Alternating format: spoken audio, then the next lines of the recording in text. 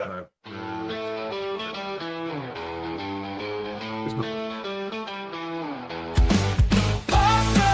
Let's go.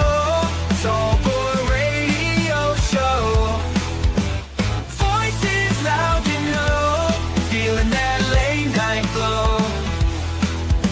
Stories flowing fast, riding on this broadcast. Memories, they will last. Raise your glass up high. Turn it up, it's time. Tallboy on the line. Loud breeze, they will last. Raise your glass up high. Welcome back to episode 306 of the Tallboy Radio podcast. And as we always say, who knows where it goes when the wine flows? Yes, we are returning and we're going to be tasting some wines created by celebrities, rating them and telling them which is the best one for you. So if you want that talking point on your Christmas table, which wine is for you, then we will give you the answer by the end of this episode. But before we do, let's introduce the two hosts with me tonight. Gaza. Evening all, evening in the world. Hope you're well out there in listener land. As always, when it's an alcohol-fueled, content-driven podcast, I love them. So yeah, looking forward to this. I'm not exactly sure what wines Beans has got for us, or even whether they're red or white or rosé. So yeah, looking forward to finding out. Indeed, John Boy. Hello. Every time I come on, there seems to be booze out, which I'm not complaining about. So broke up today for 9 days off. So this is the perfect way to start it, I'm hoping. And we're actually starting it with a beer. So last time you were with us, John, we did the best of the black stuff 2. And there was a beer I was desperate to get hold of and couldn't get it anywhere. Mulligan Stout, which is a Guinness equivalent. So before we get into the wine, let's give this a go. And just give us your honest opinions of this one, guys. What are your thoughts? I don't have too much stats about it here, other than, just like Guinness, it supposedly goes well with meats, stew, and chili. And it's basically, it's their own brand. I've written here 3.35, which I'm guessing I paid £3.35 for it, which ain't too bad. No, if that's the price point, then it's very reasonable. When I first took the first sip, I sort of said to the lads, it's not quite as full-bodied as a Guinness. It's not quite as thick. It's a little bit thinner as such. I mean, you can tell really when pouring it, there isn't that sort of head that sort of stays down the glass that you would normally expect with Guinness. But it's drinkable. It's not that strong. It's I could easily go out and see myself drinking this as an alternative. I don't mind it. John Boy, I know you've had it before. What are your thoughts? Yeah, it's okay. Again, it's a bit watery tasting. It's surprising that is it the same as Guinness, 4.1? It is, yeah, 4.1, yeah. It doesn't taste as strong as Guinness either, but yeah, it's all right. Yeah, it is. So we say there what it's good that it goes with. This is an episode where we're checking out product curated by celebrities. So we have some biltong for you to try, okay? Warn you, it has got a bit of a spice to it, okay? But you want to try some of that and tell me your first thoughts. I've had it before, it's lovely. But it does pack a bit of a punch. It's quite spicy. Not getting spicy at the moment. Well, it does build, I promise. I've got a dud and I had a really spicy packet the first time round. I'm not getting any spice at all from that. What's a very bad habit for this individual. Maybe I don't know. Let me just try. Maybe I'm not getting that much spice either. Oh, a tiny little bit. Once you swallow it, like a tiny little bit. Oh, there you go. It's building now. A bit peppery, maybe. Bit vinegary. Maybe I don't get vinegar from it, but So this is biltong. It's slightly different to jerky because biltong is air fried or air dried, sorry, whereas jerky is heat dried. But it's flavored by a celebrity's hot sauce. Do you know which celebrities make hot sauces? Levi Roots. No. What if I told you it's Tingly Ted's? Right. Tingly Ted's hot sauce. You never tried it? No. Do you know who makes it? Ted. Edward. Ed. Balls. Not Ed. You'd have called it balls biltong. that would have been so much better. Ed Sheeran. All All right, okay. Yeah, Ed Sheeran. So it's flavoured with Ed Sheeran's hot sauce. Tingly Ted's. I don't know if you've had it before. I think it's a little bit vinegary, but it is quite a nice hot sauce. The more you eat, the more like you can get just a hint of heat. I wouldn't say it was. It's not hot. Though. No, I wouldn't. No, I wouldn't say it was hot. I wouldn't say it's spicy. Well, this is the extra tingly version, to be honest with you. And I had the hot sauce, and it is quite hot. And I bought 2 packs of this. Like one myself, guys. You know me. I'm not going to share anything. And yeah, honestly, it burned my mouth off. But that one, granted, it ain't that hot. But it's not too bad, though, is it? So what was that scaling? You got a four spice scale, and that was 3 out of 4. Yeah, 3 out of 4. Yeah. Okay. Yeah. So Meh.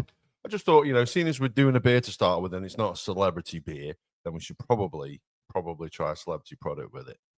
So when we did the wine episode last time out, Gaz, can you remember how long ago that was? Just out of interest, if I tell you, it was episode 175. Wow, was it really that long? I don't know, probably over a year. June of 23. Yeah. I Wow. didn't see that. No. That we did from memory. Did we do a Kylie wine? Was it? Well, I was going to see if you can remember. We'll come to that in a second. Oh, but okay. Yeah, we did. So, but one thing we did do, we did say we had when we had the celebrities, we said, "Is it their real name?" So Ed Sheeran, is it his real name? Yes. Yeah, well, Edward Christopher Sheeran. So yeah, it is his real name. I don't think it's too bad a biltong though. What's your thoughts? No, I like it. I mean, I say biltong and jerky. If you like that sort of product, then it's eminently edible. I'd say I'd be curious to rebrand it as maybe medium as opposed to slightly hotter. Yeah. To me, it's not that hot. It's supposed a little bit like, and if you go to Nando's or something, and you have like they're hot or they're very hot. So I have their hot sauce, and that has a kick. Mm. And I would say that doesn't, sort of thing. So Maybe it's because I got it out of the pack about an hour ago. Last time I ate it, literally ate it out of the pack on the car on the drive home. it's like a pepperami red as opposed to a pepperami black. Yeah, we all know the black's the best one. Yeah, is it? Yeah. So, are we ready to try our first wine? yeah, I Go just on. need to get rid of this. Yeah, that's fine, dude. Because I'm gonna have to go open the wines anyway. As you see, I've got my contraption here for opening up, which didn't work last time because it's overly complicated. So yeah, go on, guys. You mentioned it there. Then, which celebrities? As I go and get the first celebrity wine, which celebrities did we have last time? You see, I think Kylie. I think we had one, and I want to say, was it Gary Barlow? Did he do one? And did we do any? Oh, who's our name's got off the top of my head now? Rapper guy, American guy. Snoop Dogg. Snoop Dogg. Yeah, did we have a Snoop Dogg one? We did. Can you remember the last one? Because the last one, actually, that you haven't mentioned is the one that we said was the best. No. Graham Norton. Oh, you know what? In my mind, I got Hester Blumenthal, and I was like, nah, definitely right. Great. Yeah, that's right. Yeah, rings a bell now. Yeah. Have you tried any of them, John? None of them, no. I've tried the what's his name? Coolio or whatever. Snoop Dogg. Snoop's red or whatever. I've tried that. What about Dolly Parton? I've never tried Dolly Parton. No. No, so last time we had 2 reds and 2 whites. Gaz wasn't happy because he don't like white. I wasn't that happy because I'm not a huge fan of red. Don't drink it as much as I used to. So this time, I varied it up with something that nobody likes. A rosé. Yeah, but even before we taste it, what's the point? So we'll wait and see. Look, not that I don't like white. I think I just over the years I just ended up just drinking a bit more red, really. So Yeah, and I used to drink red. I will still drink it. If I'm honest, of the ones I got tonight, the one I'm going to save till last, the red one I'm saving till last, I think it looks the best of the bunch. okay, sounds good. Have a look, see what you think. I thought with this one, it was a safe bet because John being a bit of a country and western fan, you'd have nothing against Dolly Parton. I have actually sang Islands in the Stream. I'm karaoke. Yeah. Works do many years ago. Yeah, I also remember you singing Rhinestone Cowboy. I'm Yeah, sure yeah, I'm sure definitely. Gaz's father-in-law will remember it as well. Laser karaoke. Well, actually, it was the day before your wedding. He nicked your phone and phoned him up down down the. Oh no. Do you not remember singing down the phone to him, Rhinestone Cowboy, with your laddie? Yeah. Sort of. I don't think he was too amused. So what we're going to do, we're going to do what we did last time. We play that game. Can you know, is it their real name? First of all, so go on. Dolly Parton? No. No. No, you say. No, you say. I can tell you now it is. Is it? Yeah. Oh, bloody name. My eyesight is absolutely fucking appalling. Dolly Rebecca Parton. Thank you. I could see that from here, dude. How bad are your eyes? They're bad. And she's 5 foot tall. Well, that was going to be my next question. All right. That's really bad. Sorry, you should have shown me your notes then. No, I know. I had to bring them close so I could read them. I have to go get my reading glasses for the next one. Bloody hell, fire. So go on then. Does anybody like Rose? No. I'm not a fan. I'm not a fan of Rose right off the bat. I'll tell you one thing. Goes great with biltong. Does it? Oh. No, doesn't. Well, let me tell you what it should go well with then, okay? So it's perfect with pizzas or grilled veggies. I have a pizza for dinner tonight. Yeah, I have as well. You see, to me, I look, I don't drink a lot of it or any of it. It's just, what is it? It's like, is it trying to be a red? Is it trying to be a white? What's the point? Rose, I think it's at the risk of sounding like a Gen Xer and a sexist. It's very much a ladies' wine. I always think of it as. Yeah. And the very fact that it's sort of branded with those Dolly Parton butterflies and what have you, just looks like it's designed for women, doesn't it? It's just the type of woman who enjoy a glass of Lambrusco before going out. That's what it looks like to me. So you look at John's face of absolute disgust. It just, for me, I've tried I don't know, maybe. Well, Dolly Parton, I've tried a handful. Oi, oi. I've had a handful of rosés, maybe, but they all taste the same. They all taste really vinegary and sharp and sweet and yeah, I just don't like rosé. Do you think this tastes vinegary then? The aftertaste is it tastes sweet when I'm drinking it. But yeah, there's a bit it is sweet. So, quick question for you then. Go on. With running the risk of sounding sort of sexist, and it's not meant to be in any way, shape, or form. Do you think more females drink white wine and more males drink red wine, or do you think there's a difference or not? Because you see, for years I used to think that generally men would drink red, but actually you go out and you see loads and loads of people drinking white now. I don't know whether white wine's having a bit of a resurgence as such, but loads of people are drinking white, and I don't know whether or not it is a sort of sexist thing or not. I don't know. If I go out, I'll drink white wine. So we were out on Saturday of last week. We tried the new restaurant Bosphorus in Alsager. Pretty impressed with it. Got to tell you, it wasn't too bad at all. And I had white wine with my meal, and I thought it was pretty good, to be honest with you. The food that they're doing there. This, I don't think it's too bad. I don't find it offensive. Going back to your point, is it, men drink red, women drink white? I don't think that is the case. It's probably 50-50. I think a lot of people will choose a wine based with what they're eating. Do you think people do that? I think so, yeah. If I was going to have some like rather robust tomatoey meal, I wouldn't dream of having a white wine with it. I don't get how people think they compliment. I just have what I like. Is that what you're saying? Yeah.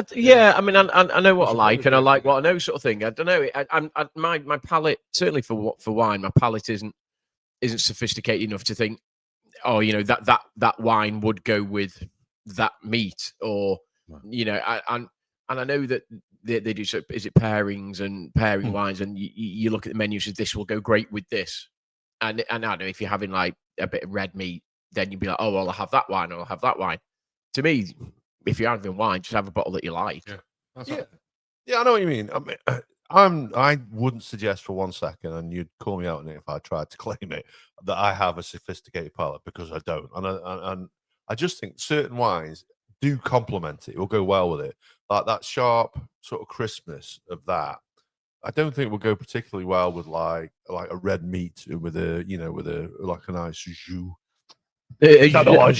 You. So if you're having like if you typically if you have like I don't know, like a seafood pasta with spice, so you got some chili sort of, and so is that a white? Would that be like a nice crisp white, or would you have red with that? So I would suggest that you probably look at a white wine with that. I would. But there'll be loads and loads of people go out there and go, well, I'll have red wine. I'll have red wine because red wine is you have with pasta, and it's like, well, do you? Do you not just pick a wine you like? That's as you said, John. I just think it's pick a wine you like. Yeah. No, and I get that as well. Would you ever pick a rosé? Ever? No. Never. I might for a present for somebody else. Yeah. but not for me to drink. No. It's Christmas time. I thought I was going to set you up for a song there, No. guys. Bit of Band-Aid. No. No. So it's Christmas time. Do you buy in rosé for any visitors that you have? No. You don't even get a rosé in. No. I've got some bad news for you because this isn't the only rosé that we're going to be tasting. Oh, you could have said, and folks out there, I hark back to I didn't know whether we were drinking red, white, or rosé, and I'm glad I added that or rosé bit because by the sounds of it, we're drinking a lot of it tonight. I'd brought some cans for this as well. Well, you see, I didn't bring any beer because I thought I was just drinking wine, so I might have to nip back home and get some. Hopefully, there's only two. There is only two. That's all right. You'll be That's pleased to hear. There is only two. And to be honest, with you, I didn't really want to get it. It's just there was Should have done. I wanted to get the Dolly one because actually I was walking in the supermarket and I saw the Dolly one and I saw the white that we've got as well. We've got a white and a red to try. And I thought, do you know what? I'm going to pick these up and then we're going to do another episode of that because there's no real plans to return to do another episode of the celebrity wine drink off, which ended in disaster last time because we were supposed to be having a night out. Like, so Jenny came over. Yeah. And Kim and Jenny were waiting for us to finish. And we finished, and I went straight upstairs and fell asleep. I remember that. Yeah, you did. You're like, oh, just going to nip upstairs. It's like 20 minutes later. It's like, where's Dad? Kim went upstairs, said he's asleep on the bed. I was like, well, what a fine host he is. I say, bang goes our plans for a night out then at that point. But hey ho. Well, I've stayed off the beer today just in case, so I don't get too mullered. So this one then. What flavourings? Do your Jilly Golden, your best Jilly Golden impression. What flavourings are you getting from this?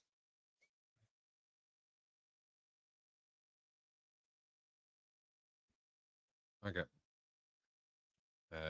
peach. Peach, interesting. Well, that's really funny because I would have said peach as well. Would you? Yeah. There's no peach in it. There's no peach in it. No. No, there's no mention of peach on that anyway. Oh, right, okay. I wonder whether or not I've just been blindsided by the colour of it and the fact it's rosé. It's like all rosé just tastes like peach, doesn't it? Possibly. I don't like peach though, and I actually don't mind that. We are going to score these wines out of 10. So would you buy a bottle of rosé then? I'll drink rosé from time to time. Would you buy a bottle of rosé? No. If Kim is going to pick up a bottle of wine, and she will occasionally pick up a rosé for us, I will mow my bag off about having to drink it. I want white wine. I don't know whether just because you mentioned it's Christmas and whatever, and you're stocking up on the booze. Whether it's because obviously my missus doesn't really drink rosé, and then obviously my kids, they're old enough now. To be fair, my eldest will drink rosé, so it might be something now that we think, well, maybe this year we probably will get a bottle in. But historically, nobody really that I know drinks it, so therefore just don't bother. Fair enough. So the flavourings that we're looking for here, okay. So she describes it as light-bodied, dry, and fruity. I don't know what your thoughts are, whether you'd agree with that. But it's floral with a hint of strawberry.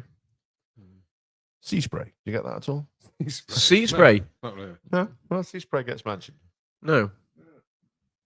It's citrus and sage. Sage. No. Don't get that. No. So the problem we had as well last time as well, John, when we did this, Dave was the third person. Dave doesn't drink. So me and Gaz necked 4 bottles of wine between us. then drank a beer, and then Steve had sent us a spirit as well to try. Yeah. So it got a bit messy. We crammed it in the space of an hour. Yeah, we were leathered. It's like it wasn't necessarily that, like the quantity. I think it was the quantity within the time frame as well, because he basically just necking bottles of wine. It's great. Don't get me wrong. I had a great night. It's brilliant. It was. It was. So this one, the percentage of this one, then, guys, it should say on the bottle. Can you tell me what it is, mate? It's 12.5%. Yeah, it's from France. It's a French wine, which I know you're not a big fan of at the best of times, are Yeah, you? no, It's from the Pays d'Oc region of France. I don't know if that means anything to anyone. nothing, absolutely nothing. No. And if you want to buy it, this one will cost you £9.25 from Tesco. I didn't pay that for it. I got it on offer with the club card, and I only paid £7. Still. Yeah, I think I said something similar. Like last time, I mean, we were just mentioned there, I haven't really got a sophisticated wine palate as such, and I certainly haven't got a upwards of £20 wine palate. You know, if somebody chucked a £100 bottle of wine in front of me, I'd be like, yeah, it's just wine, isn't it? It's just the same as a what like a, I don't know, like a £8, £9, £10 bottle of wine sort of thing. So yeah. We are slightly distracted. Just, I'm afraid, just watching a disallowed goal. Potentially. Yeah. Yeah, So, yeah. So this one is made. Then it's done by Accolade Wines, which is one of the largest wine companies in the world that I've never heard of. No, it's what it might even be the largest wine company in the world, and it's done in conjunction with Parton Cellars. So she does have her own vineyards and what have you, allegedly, or at least there's some vineyards that have her name on them. Do you think she's particularly involved in the process? Probably not. You never know, though. Some people it's a passion. Yeah, some people. Yeah, James May's, whatever it's called, James's gin or James gin. You know, some people it's passionate. yeah. Maybe it is. Well, it says she's involved with the creation, the taste, the look, and the feel. The look, I can imagine. The look, yeah. I mean, it reminds me. Yeah, it's like very. I don't know what you call now, Katie Price or Jordan. Mm. That's what it's like. Yeah. Does have a feel about that now. You Does say it, with doesn't the it? butterflies, but she's probably got them tattooed somewhere. Yeah, on a foo-foo. Well, let's not go. We're there. on about Katie Price then, yeah. probably, just to be clear. So take into account the price then. Do you want to give us a score out of 10 for this one? How are you ranking it? And we'll decide which is the best. Just out of interest, like I said last time, I'm the white wine drinker, and we decided actually that Gary Barlow's was the worst. Right. Graham Norton's was the best. Closely followed by Kylie's, and Snoop Dogg's was actually not much better than Gary Barlow's. We discerned on that. No, and it's weird because the Snoop Dogg was the red, and I normally quite like red, and it was a bit rough, and I don't normally mind like the odd rough sort of red wine here or there, but yeah, it wasn't great. But I've got a feeling tonight's is going to be a bit rough, but in a good way. don't mind that. No, I don't mind it. It's what you're rating it on. How are we going to score it? Is it taste? Is it price point? Is it an overall? Is it the branding? The what it looks like? Just literally just gives a score out of 10. 5. Yeah, 5 out of 10. So just take into account the branding, how the bottle looks. Would you pick it up? A bottle like that? Would you buy a bottle? I wouldn't. I wouldn't. It But looks cheap. I can imagine if you are a rosé drinker and you like country western, you might be tempted to pick up. But I think, like you said though, John, it looks cheap. It does. It's like the actual just branding of it looks a bit cheap. So yeah, 5 for me. It does. I think that a lot of like people who drink rosé kind of the kind of people who like all things pink, if you know what I mean. Yeah. So this would probably appeal to them, but to me, I think it looks cheap. I don't like rosé anyway, and I don't think it's a very nice one. So I'd give it like 3. 3. Oh, blimey! Oh, it's like having Dave back. He was quite scathing. It was quite scathing. As a wine, I don't think it's too bad. I think it's quite refreshing. It's quite light on the palate. I think it's okay. I wouldn't. Would I buy it again? No. But I totally agree with you. I would not pick that bottle up because I just do not like the look of No. it at all. It literally, like I said at the outset, reminds me a little bit of something like Lambrini. Yeah. Yeah. like back in the day, you know, like a mid late 80s, like really. This is gonna sound horrible, like really cheap, nasty. What you'd say like paint stripper wine, but like back in the day, really not very pleasant at all. No. Do you know what? It looks like it's actually marketed for young kids. For young. Yeah. I put money if your daughter looked at that. If Tilly looked at that, I bet she'd go, "Oh, that's nice." That's Yeah. You're probably right, actually. Yeah, I can see her Especially when it's full of pink liquid as well. Or pinkish. drinking that in Milton Park when she's 14. Yeah. Go on then. I'm gonna go get the next wine, which is a white. Do you want your glasses swilling out, or really not that arsed? Like we're not. No, I say I don't our think it palate makes that isn't. much of a difference. No. There's a little bit left. I did promise Kim would save some. Actually, I had no intention of doing so. So actually, Well, that's it. You know, making friends and influencing people without really realizing it's all good. Any guesses on who might be making the next wine? If I say the phrase celebrity chef, Gordon Ramsay. oh,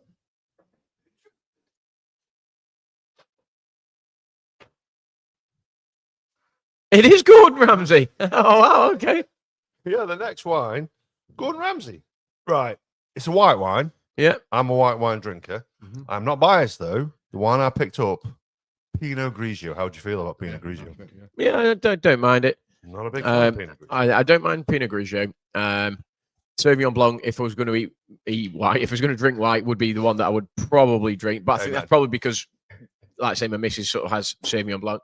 I'm not a massive sort of Chardonnay fan. I don't know. I'm not a big Chardonnay fan. I do like a Sauvignon Blanc. If we're getting a bottle of a white wine, I will go Sauvignon Blanc all day, every day. No, it's just a little starter. Very conservative, Yeah, that is, yeah. Gary. Go on then. Gordon Ramsay. Real name?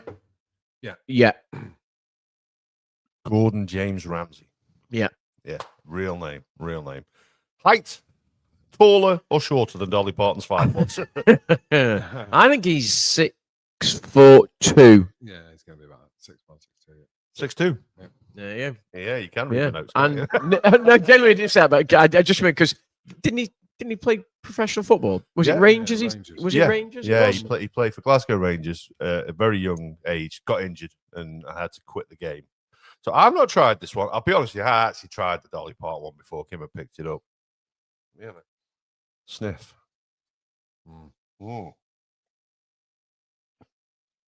Okay. I had high hopes for this one just because it's Gordon Ramsay. And has anyone ever eaten in a Gordon Ramsay restaurant, by the way? No.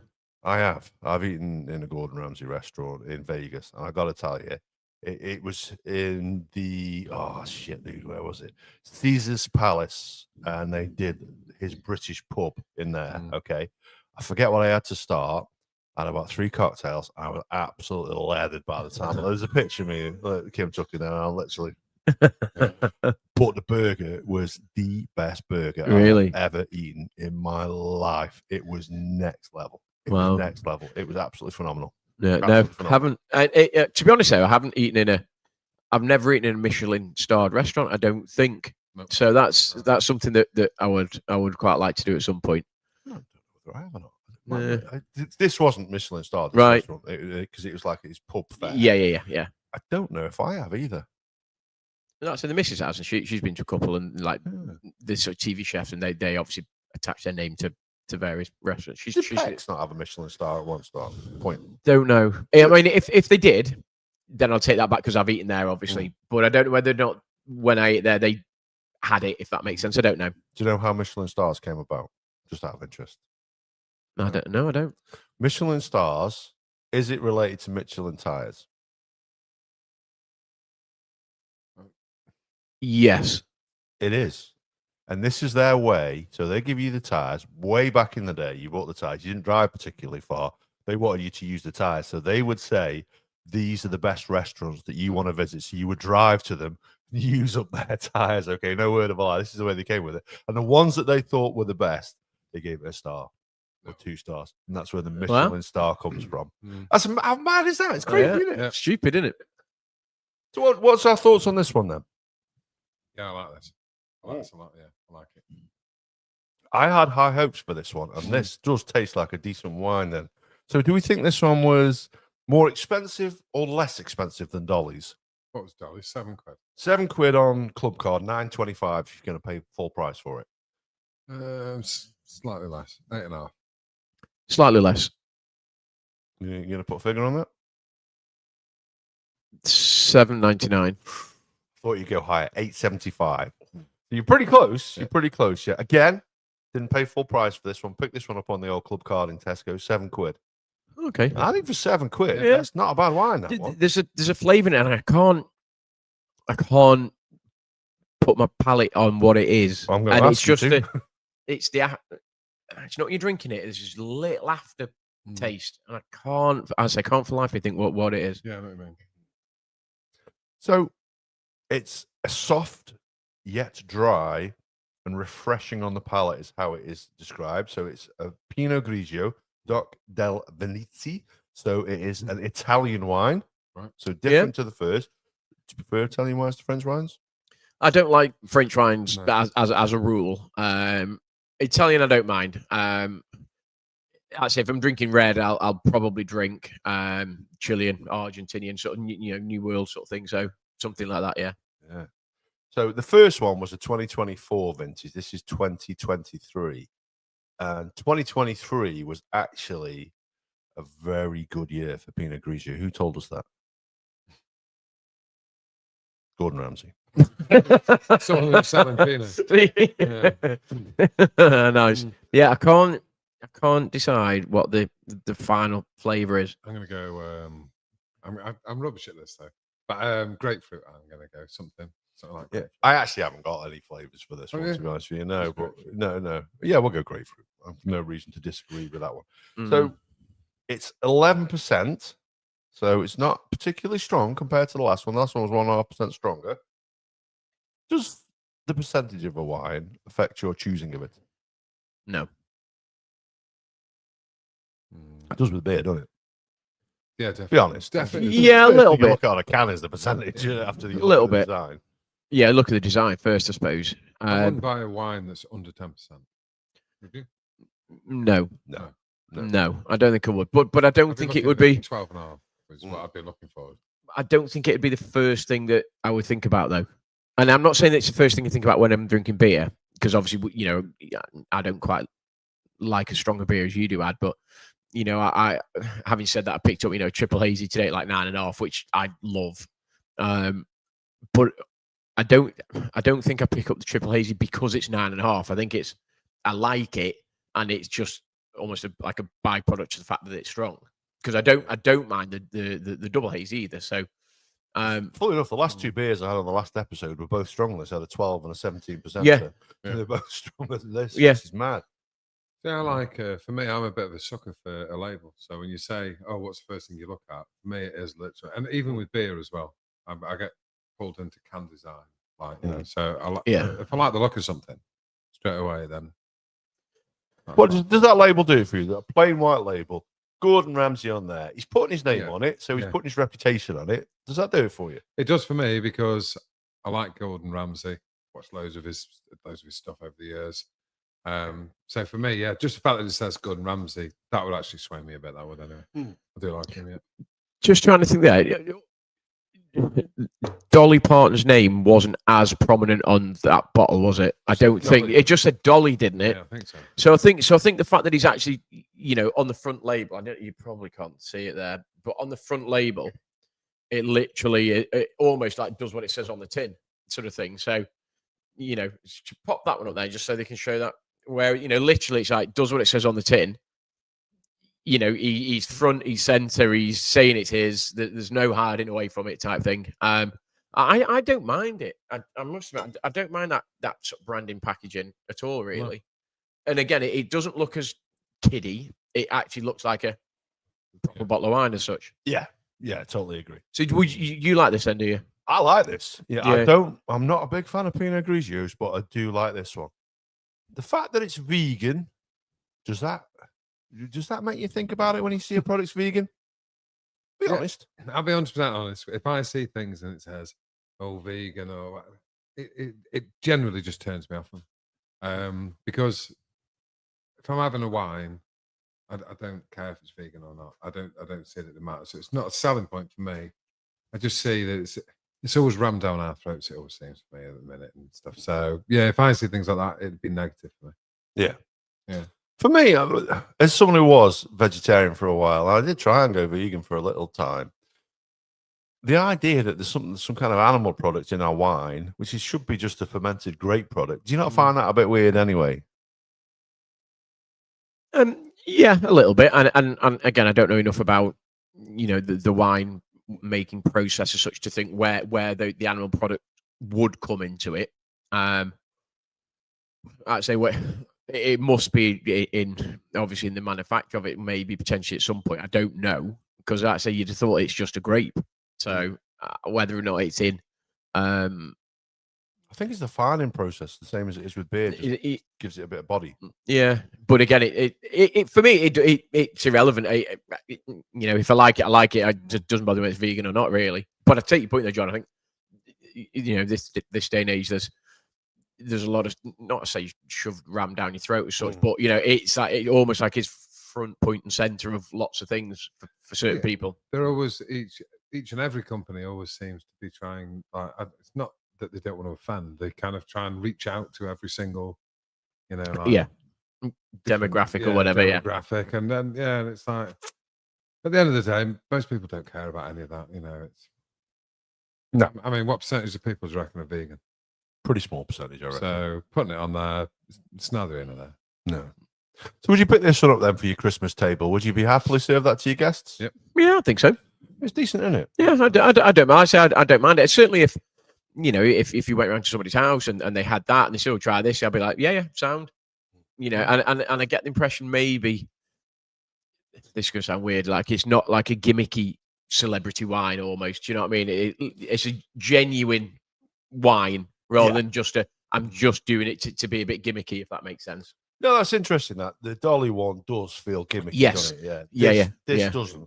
He is a foodie, and we talked wine pairings with food. What food would you pair this one with? Just out of interest, we've already established that your palates aren't exactly. Yeah, the more cleft than deft. I like that. Very good. Very good. 2 glasses of Yeah. wine. There you go. Third glass, it'll go down. It'll go downhill. Again, I mean, I mentioned earlier, and whether or not it would, you can imagine like say a pasta, like a seafood. I think like a nice Pinot with a bit of seafood would be lovely. Yeah. I'm going to pass on some wine to the wife because I know she'd like to try some of them. Okay, leave that one there.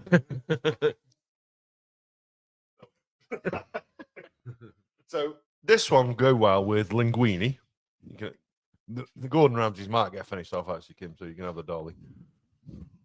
So it goes well with linguine. It goes well with the charcuterie board, and it would go well with linguine al pesto. So I can see that going well with the pesto dish, though. Can you? See, I'm not a massive pesto. I don't really like it. It's not something that I eat a lot of, so I wouldn't know, but I can certainly imagine it. Like a charcuterie board would be decent. Just get some cured meats. I wish I've got charcuterie board now. Next time we do a wine one, that's what we'll do. We'll just get like nice little. We've got some meat. We've got a bit of built on. Bit of built. Hey, you've got some got jerky some as well jerky, passed on. So Gavin Webb, if you're watching this, I have passed it on to him this time. Thank you, Paleo Gavin. Very much jerky. appreciated. Indeed. Well, I bought you one of them. The other one he donated, God bless him. And yeah, so that if you head to Jerky Paleo, that's paleo.uk, you can pick them up, and they're very, very reasonable price. And I'm not gonna lie, that peri peri jerky is the best jerky I have had. I think it's phenomenal. Different, but different in a good way. Yeah, can't wait to try it. So how involved do we think that Gordon Ramsay was then in this process? And wine company. Remember last time there was one wine company that was involved in them bloody all, basically. Forget who they were now, but I know one of them today. Can't remember. You see, I can imagine him. I can imagine him being quite hands-on, just because, again, the reputation, the fact he is a foodie. I think he prides himself on his reputation. So I can imagine him not putting his name to anything that is shit. So I can imagine being quite involved with it. Yeah, me too. John? I reckon he'll have definitely signed it off. I reckon, again, his expertise is food. I'd imagine that he'd probably leave the winemaking to the winemakers, and then he'd probably just want to try it before he kind of like, passes it, or, Mm.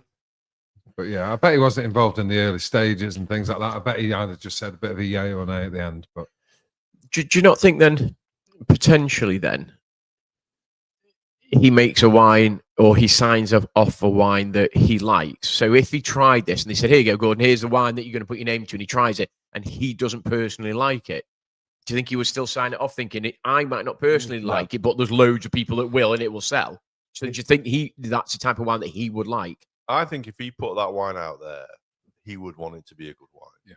Because that's his nature. He But wants a to good be wine could be a wine that he doesn't personally like. So let's say Pinot Gris. I don't like Pinot, so I drink Sauvignon or Chardonnay, whatever. But he would know that there's millions of people that do drink it. But I mean, I reckon when it comes to tasting things, he's probably pretty crash up. So Yeah. I reckon there's foods that he won't like, but he could sample that food and say that's well made and that's well done. Yeah. No, I don't like it. Because the blend of the So, flavors or whatever. Yeah. He could probably do the same with wine. Yeah. Palate. Well, this one is done with a celebrated winemaker by the name of Alberto Antonini, not to be confused with Alberto Albertelli, but Alberto Antonini. And yeah, so I don't think we should be too surprised then that it is, I've never heard of the guy, I'm not going to lie, but by all accounts, he's very well known. And he was very heavily involved in the process, whether his bare feet were crushing the grapes or not. Yeah. I'll leave that to you. So here's a question then. So you look at sommeliers. So you look at somebody, like Fred Siriax, famous guy on TV for doing it. Do you think they have such a sophisticated palate that they would be able to tell the grape and they'd be able to tell the region? And yes. Do you think? Well, that guy, I don't know. I know who you mean. He, like you say, he's a sommelier. I would trust that. Obviously, he's got himself to the forefront because he's a likable character as well. But yeah, I would suggest a good sommelier will tell you where the wine is from, the grapes that he used, and probably the country and region. Do you think they know? Do you think they effectively swat up on that and they learn that, or do you think they would be able to tell that just from tasting? I think their palates are more refined than ours. Now, if you go and do an Ancestry.com, you spit in the tube and send it off, they will give you a load of different things. And wine tasting isn't one of them. But those are the sort of things that are passed down to you genetically. Right. You know what I mean? So you can discern flavors and what have you. And it's where, your palate is, I've done Ancestry.com. You'll be surprised to hear it says that I have, I'm likely to have a widow peak. I like to lose my hair and not be particularly coordinated, which absolutely spot on. So yeah, so those things I do believe are passed down. Yeah, and again, it amazes me then that if that was the case, that literally you could pick up this glass and go, well, it wouldn't be in this glass because you say you probably served it in the wrong type of glass to start with, but and it's like, well, actually, that is a such and such a grape from the such and such a region of Italy, and how would he know that compared to a Pinot from a different place? Do you know what I mean? And that's incredible. That is really, but just curious. Go on then. Before we crack the next one out, which I've gone and got, sounds wrong. Do you want to give this one a score out of 10? I'd say I would give it 8. I think that's quite a nice wine actually. Yeah, it's nice. I like it because whites I do like dry. So 6, 7, maybe. Yeah, go on. No, definitely higher than 6 or 7. I'll give that an 8 as well. I like that. Sick of that 6, 7. Oh, yeah. I've got kids. Gaz look confused. I don't think he knows it. No. Don't know it. He's not down with the kids. He's not. No. Oh no, I am now. You've said that. Yeah. No. So I'll give that an 8 as well. Yep. So that's a pretty good score, that one. Interesting enough, it was a white wine that won last time, so I'd be curious. Yeah. I'll tell you It's what. not going to be a rosé. Well, No. Well, you say you've got this beauty to look let me hold forward this to. one up to the camera. Have a guess Must at be the a good celebrities involved in this one. Studio. Ron Jeremy. I think that one is Louis Spence. But I Apple Studios, wasn't it? Was that Louis Spencer? That was Louis Spence, yeah. Yeah. You did the splits outside there, didn't you? One year. Well, not intentionally. Is that an actual clue, studio, as to the celebrity? No, I'll be honest, it's not. It's a clue to where it's made, it is in the vineyard, but it is not a clue to the celebrities, plural. Oh, right, okay. Pet Shop Boys. There's a guess. Yeah, that's just dated our audience. Spice Girls. Go on then. So this one is Studio by Miraval. Oh, I'm going to give you, Miraval. I'm going to give you the name of the celebrities now. Okay, go on. See if you're surprised. Brad Pitt and Angelina Jolie.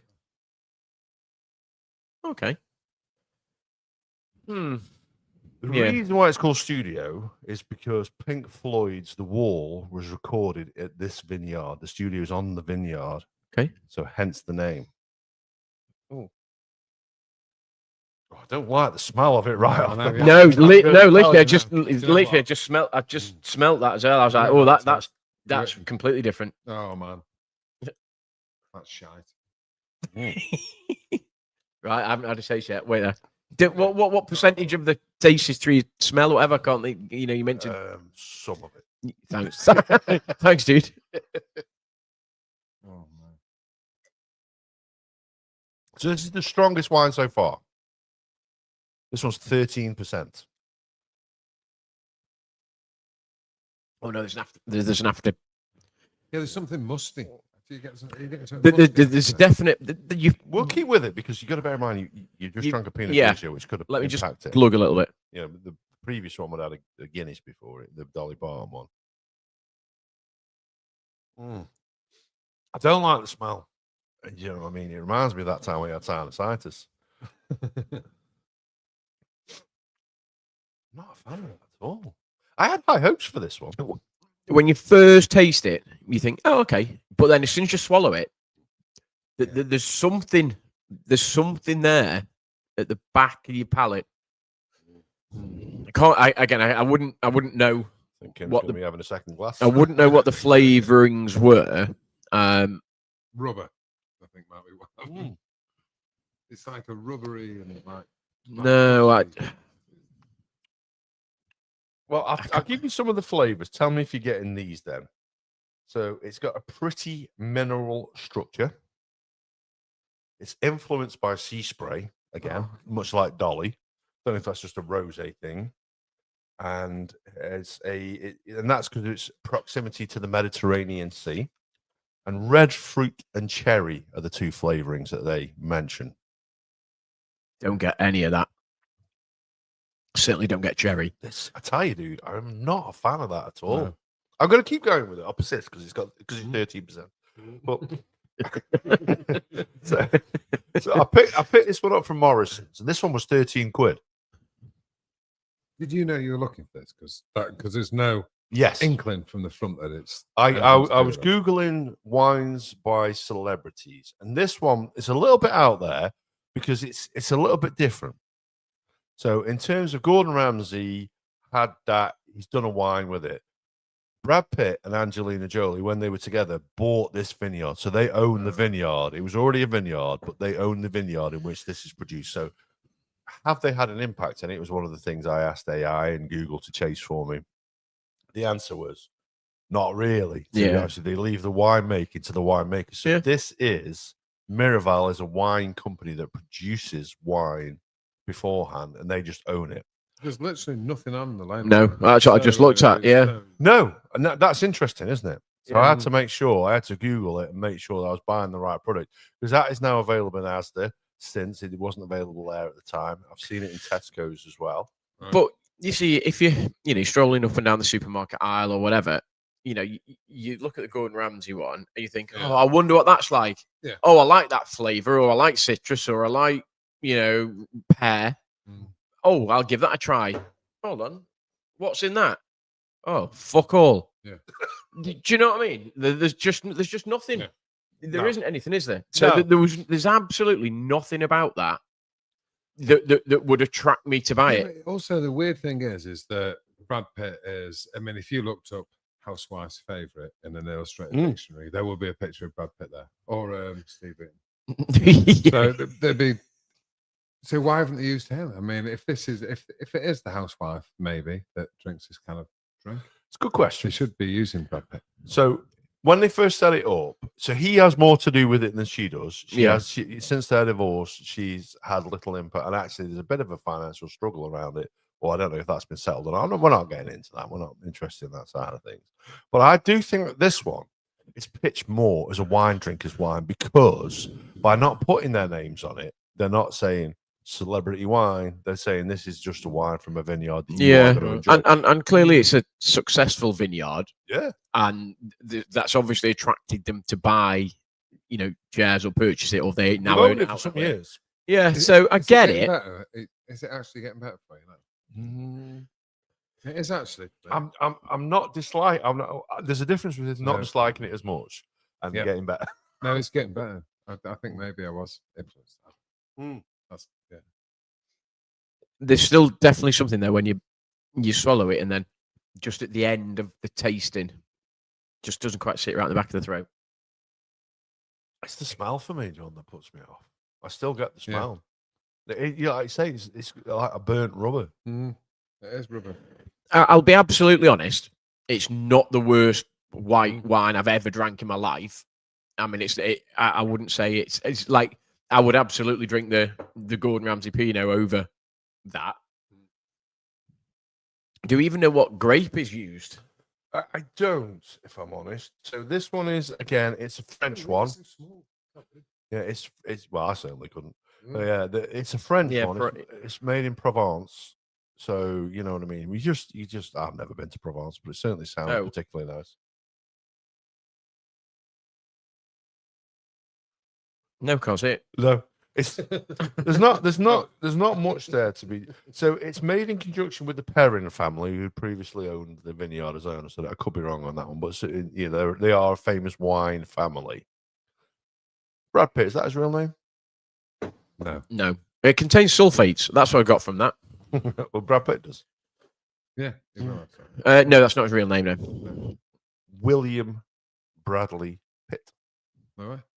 Really? Mm. Wow. Angelina Jolie, is that her real name? No, because she's the daughter of John Voight. John Voight. Mm. So I would say no. You gonna agree with him? Yeah, why not? Yeah. Angelina Jolie Voight is her real Oh, name. really? Oh, okay. Yeah, and obviously, I knew that she was obviously John Voight's daughter. So I was wondering whether or not she'd just chosen that. Oh, okay. So Ramsey, 6'2". Is either Brad Pitt or Jolie taller? No, neither of them are taller. Neither Brad Pitt is Fine. how do you say that? 5'11". Mm. Angelina Jolie is 5'9". You got anything to add to that, John? Well, I went 5'10", Pitt, 5'8", Jolie. 5'11", as Gaz says, for Pitt. 5'7" for Jolie. Why that matters for winemaking, I don't know. No, but it's fun. It is fun, yeah, it is fun. So what would you, if you're going to pair this with a meal, what would you have it with? Again, it doesn't matter for me. Literally, I drink it with anything. Yeah, anything. See, It's a bit of a I would literally just go, and again, all the white wines that I drink, I'd just go, it's just pasta. Just, or maybe not like a really rich, maybe not, mind you, having said that, like a really rich arrabbiata sort of tomato-based sauce. Yeah, I could probably see a white going with that. So if for me, I would just go, white wine would be pasta. Dude, you're not a million miles away with that one. So you say you don't have a palate for these things. So it's designed to be drunk with Mediterranean food. So you're not a million miles away there with an arrabbiata. It's in that ballpark. It's also designed to be paired with sushi or appetizers and salad. I mean, personally, I wouldn't eat a salad anyway. But, certainly, I think if you're doing wine and salad, it's just a recipe for disaster. You'd be shitting yourself in the afternoon. Exactly, yeah. But again, you see your sushi, seafood. So it's your pasta, seafoods, and for me, that's white. That's white wine. It's just seafood and pasta. Yeah, I think Brad Pitt should make a beer. Just call it Reeves. Yeah, should. I was just thinking, if it said Brad Pitt on it, I'd be more likely to buy that. But because I'm not a winey, I suppose. But because he's done some good films, and Got a bit more of that one. yeah, why not? Oh, do you want to say anything? Can? No, don't worry about Oh shit! No, Oh no, that's this one. that's no. Oh, go on, then, yeah, go on. You mixing and matching. Take the edge off. Yeah, because it's only going to make it better. That one. Yeah, Kim will probably have some of that Miraval if you want. I don't think Yeah, there's no, gonna you be can- much- you know, there's you not can- gonna be much call for it. So the good news is now, guys, we're in that area. We've got 2 rosés out of the way, got the wine out of the way. Someone set the fucking automatic Hoover off going around. Printing something. There we go. He's done. Yeah. So, oh no, he's not. He's fucked. So he's going to beat for a little bit.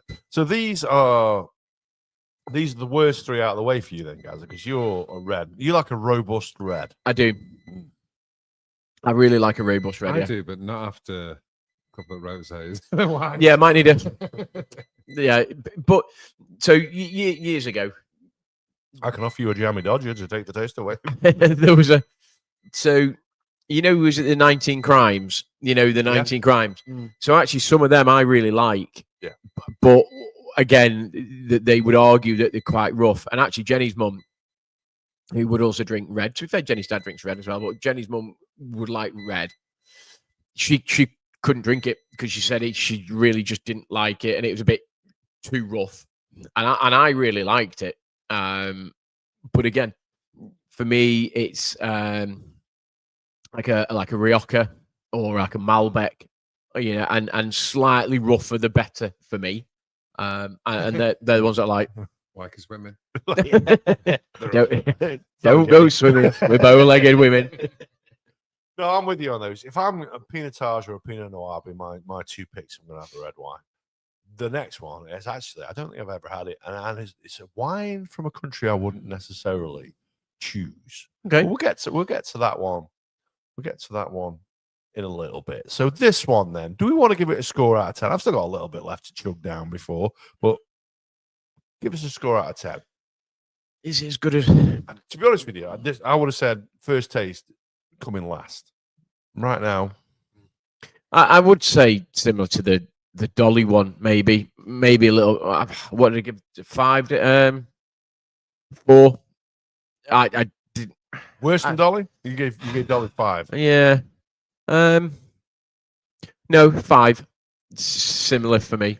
I think it got a little easier to drink, and whether that's just because we're at the same glass and stuff. I don't know, but yeah, 5 for me. John Boy. I quite liked it. Yep. Well, quite liked it. It was okay. It was better than Dolly's. I'd give it 5 out of 10. I'm gonna tie it with Dolly's and give it a 6. So that will give it 16. So Gordon Ramsay's in the lead at the moment. Yeah, I didn't mind that. No. Oh, I genuinely didn't mind that wine. And again, I think just the fact that his name is there, it's quite bold. And, again, you turn it around because I always think, you pick up some wine, and don't get me wrong, there's some brands and there's some that you like, and you go and pick them up. But if you're like, oh, actually, I want to try one, you literally pick the bottle up and you go, oh, okay, yeah, a bit of this. Whereas Dolly's and that, there was just nothing in it, really, was there? There's nothing to attract you to those 2 wines. So here's the thing, then. In terms of wines, we sort of said Gordon Ramsay's a foodie. Kind of expected we'd like his wine. We thought we put a bit of credit in what he says. Brad Pitt, we like Brad Pitt. He's a good guy. Angelina Jolie, nothing against her. Dolly Parton, big fan of Dolly. Who doesn't love a bit of Dolly? Yeah. But you see those names. Whose wine would you want to pick up if you saw it there? Whose wine? Which celebrity would you? I'm gonna give that one a go while I go and get this next wine. So I like all of them. I like all of the celebrities for different reasons. Brad Pitt's done some mint films. Yeah.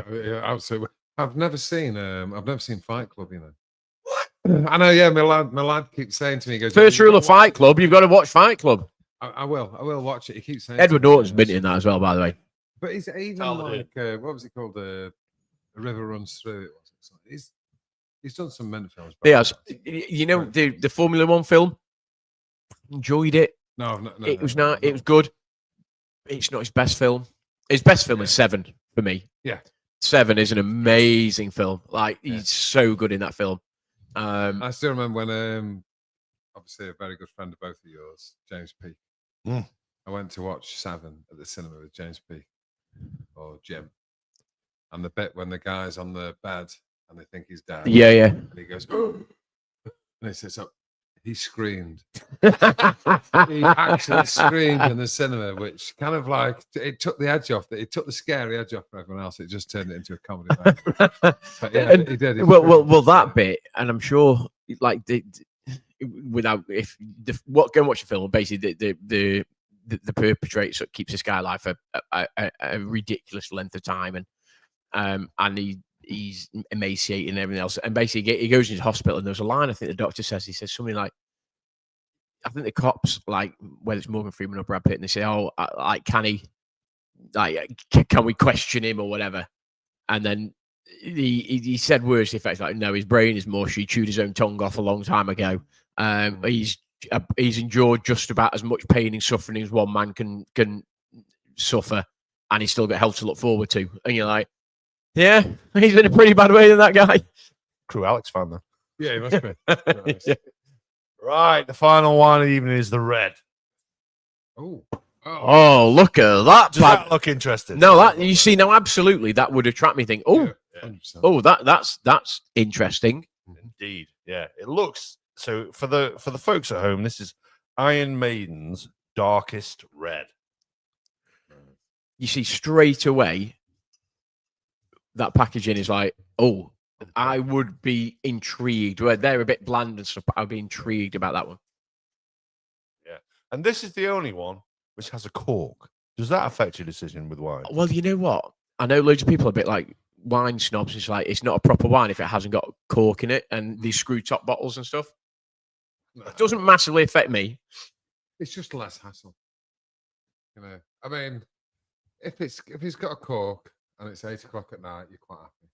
If he's got a cork and it's 2 o'clock in the morning, you're like, "Frig it out." Yeah, you smashing the top of the bottle of it. I just want to drink it. Yeah. Struggling there, dude. It's no. worked. Yeah, I was going to say he's done it. We used this contraption last time. It did not work. Just give me good old. Do you know where this corkscrew. contraption comes from, by the way? Well, I moved into a house. It was still in there. Oh, was it? Meads Road. It used to be old man's list. Was didn't it? it? Not like him to No waste- one it looks not quite like- phallic. him to waste money.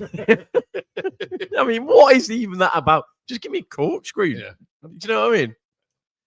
But I remember this is going back years ago, and it must have been, I don't know, it's like a young farmer's Oof. do or something, and I did the corkscrew and I went boop sort of thing, and then they said, and I poured it, and he went, oh, there's cork in this, you've corked it. And I was like, there isn't, mate. And he went, yeah, there is. Look, and to be fair, he went there, look, I was like, oh shit, yeah, sorry about that. And then basically, he went, I don't want the bottle now. So I was like, well, what do you do with the bottle then? Okay, I just drink it. So I ended up drinking it. I just put it down onto like your wastage. Yeah. Just put it down on wastage. That bottle. It's like, why? Oh, it's corked, sort of thing. See, Are you going the well, yeah, because I know we wouldn't mind mixing. Yeah, that's it. We did have 4 of them. The other 2 have been broken. Now, legs. Have a sniff of that. Does Let me it know what you have think. legs? So this one is a limited edition. Okay, it is Eddie's blend, which is the character that Iron Maiden often use. I'm going to hold the bottle up. So certainly, if not happy hour, the Grace Tap Room. See, Sorry, that's legs. I think they'll enjoy this one. That has that's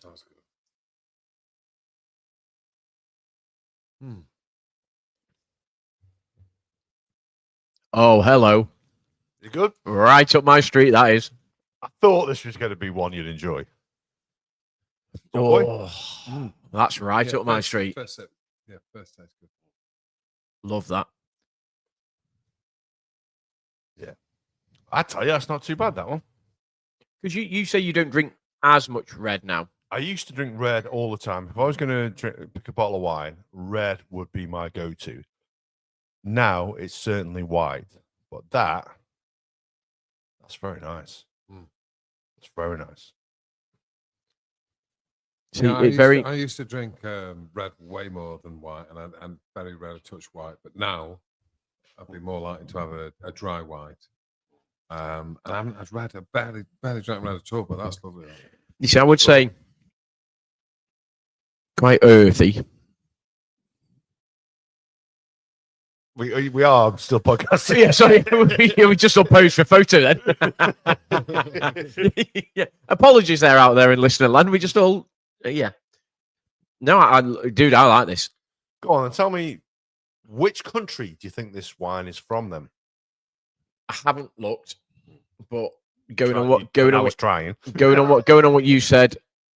No, I can't say anything. Going on what you said, it's not a country that you would associate with. It's a country is known for wine producing, but it's Oh, not okay. one, it's not one I would pick. Ah, right, okay. Yeah, Portugal. Is it? Yeah. Hey, top the glass, happy days, Nice. and for that you've won. You can take the bottle. Over. You see, so That's a nice bottle to keep. Actually, that one. It is. It's It's a a nice nice looking bottle. do you know what that reminded me? Yeah, that bit there. You know, they get what's the you know the beer with the look basically Ku Klux Klan bit. That reminded me of that bit. What's Yellow that? belly.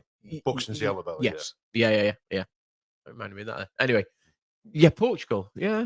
Okay. I wouldn't have said that, but So it's a Douro DOC from the Douro region in Portugal. And it's not a wine I don't think I've ever had. And had I seen that on a bottle, I don't think it's anything that would ever encourage me to pick it up.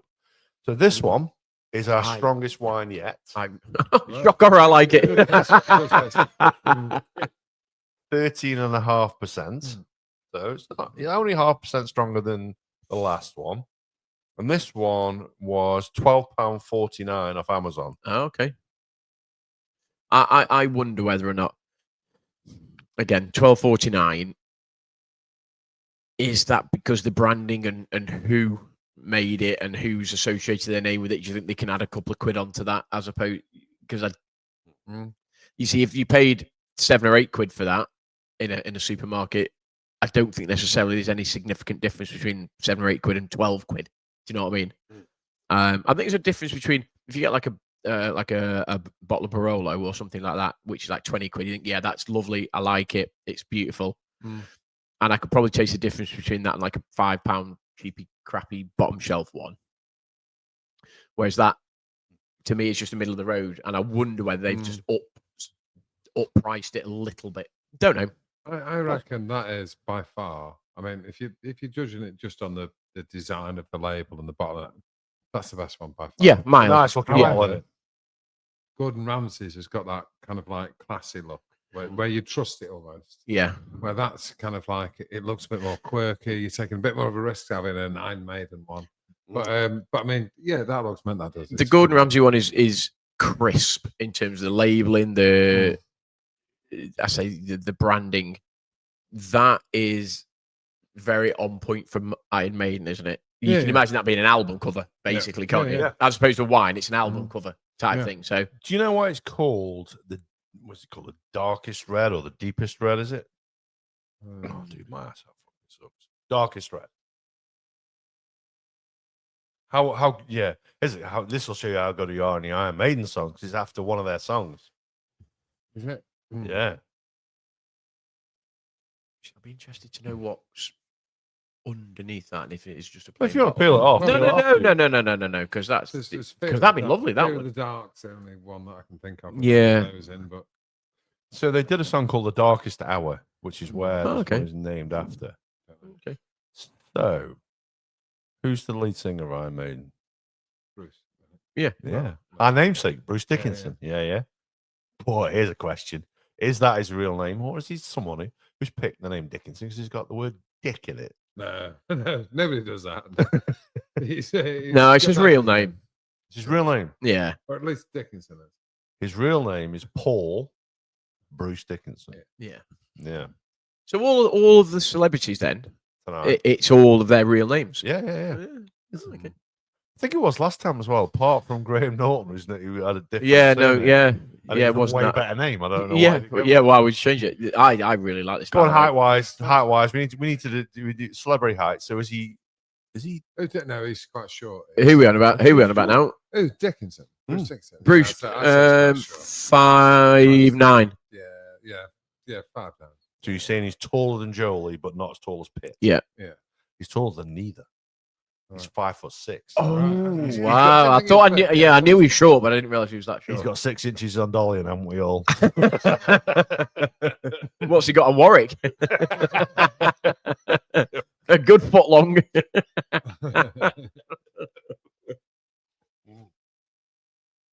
And this is the oldest of the wines tonight as well. This was a 2021 vintage.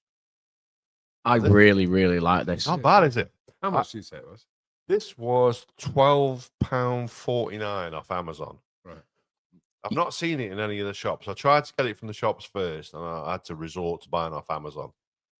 See, I wonder whether or not if I bought a bottle of that,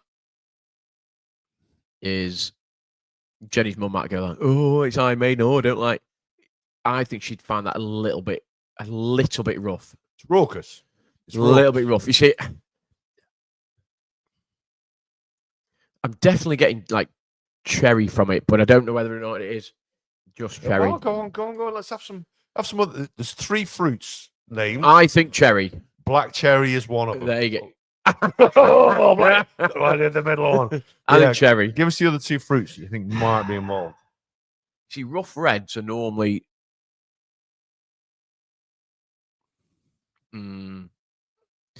You see, rough reds you can go chocolate. I don't think there's chocolate in it, but No, there's no chocolate. I think it's something a bit spicy tasting. Cherry. So You've done cherry twice now. yeah, dark cherry. The right black cherries. That's one. Right. Move away from the cherries. Okay. No idea. The only other one is I'm not getting it, but I know that lots of reds have it. Mhm. So they do very, very deep plum taste. That's 2. You got one more fruit. See, to I pick?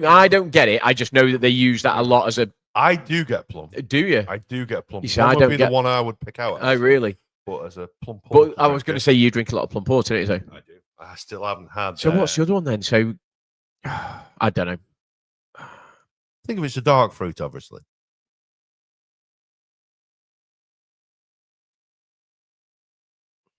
Then blackcurrant maybe or black cherry. I'm gonna let you have that. It's blackberries. Oh, okay. Yeah. Okay. Well, but that's the only one where we can identify the 3 flavors that they've named. So, Bruce, how involved was he in the process? Fuck all. No, I'm joking. I know. No, I think this might be one that they've just put their name to. I might be wrong, but I would suggest that with his surname Dickinson, that he's a studious kind of a guy. I'd imagine. I would have thought that he would have been involved at every stage of the production. Well, I asked Google. I asked the Google's Gemini, and the first thing they said is yes, he was heavily involved with it. Yeah. He came up with a name. Nice. Which I thought was not really that involved, to be honest with you. But no, he is a big red wine drinker. Really? Involved at every Wow. step along the way. well, Nice. Yeah. And I should have some more of that. yeah, he can get involved with that. You guys, I bought myself a decent glass. Yeah. Oh yeah. Well, Go on then.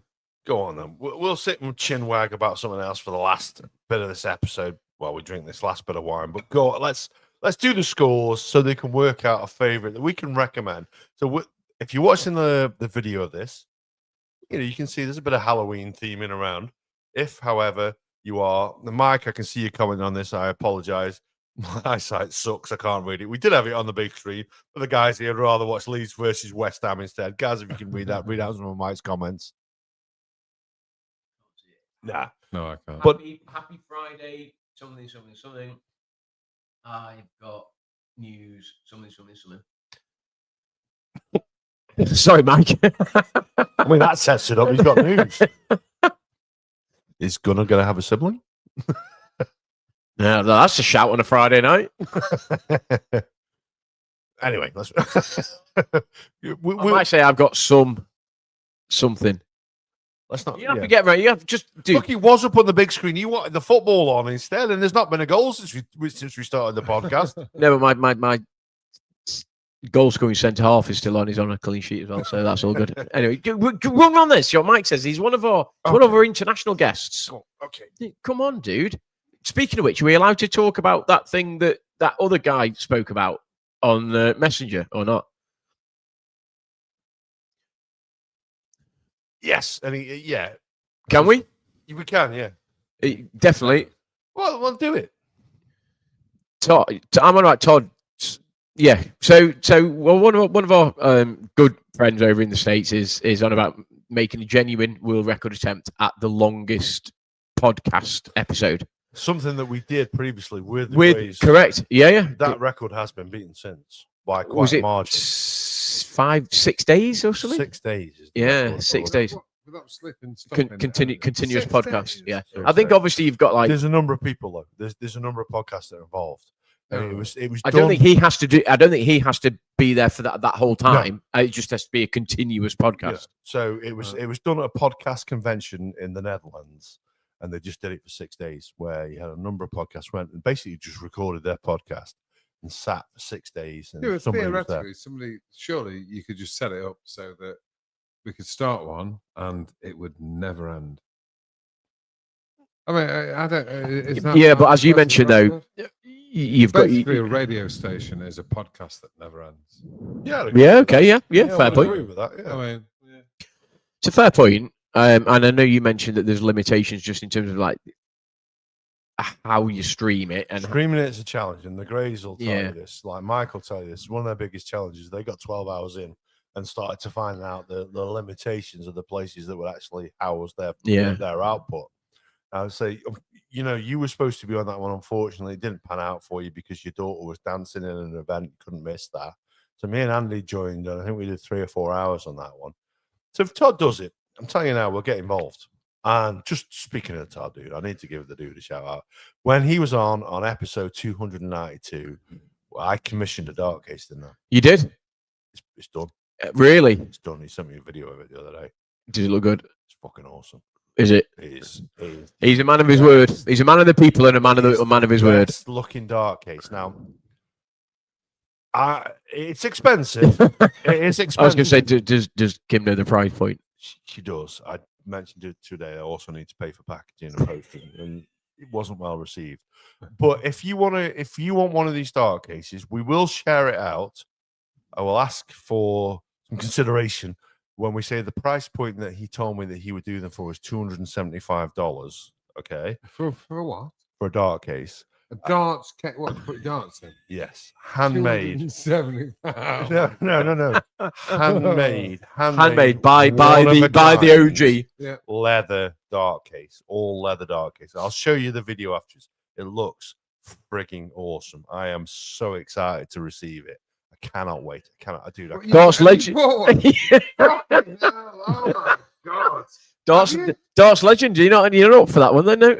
Right, well, yeah, my handle is Darts Legend, and no, I He's done it his mates race. No. So I haven't paid 275. I'll be well, honest. good. Thank you. Jesus. Well, I tell you No, what, it's I next mean, level. It's next level. I'm sure like they could be amazing, and if you have got like literally you shit money, then I'd spend 275. I mean, I don't know what if you won the Euro lottery, then that's the kind of thing you'd waste money on. But no, I mean 275. I don't even have a darts case. I carry them in my hand. No. I stick them in my top pocket. Well, my You don't need one. see, Jesus. the thing for me is so. Yeah, but have you still got one? Have you still got that brown? No, but I have got it. Oh, yeah.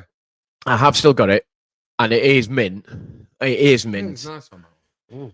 Like a But because it doesn't really give me the opportunity to have a spare set in there, I have got one of the, the open, basically like it's like a unicorn. Yeah, one. It allows me to have 6 darts in it with Yeah. some How much, extra how flights. much, and how stuff. much did you pay for that? About 25 quid? Now, 20. because Oh, mate, that's mate gave it me, so There you go. They're about 40 quid. They are, to be fair. Look, I'm not saying it's not expensive, but if my line of thinking It was a way back, I did a piece with Double Trouble, and we designed some darts.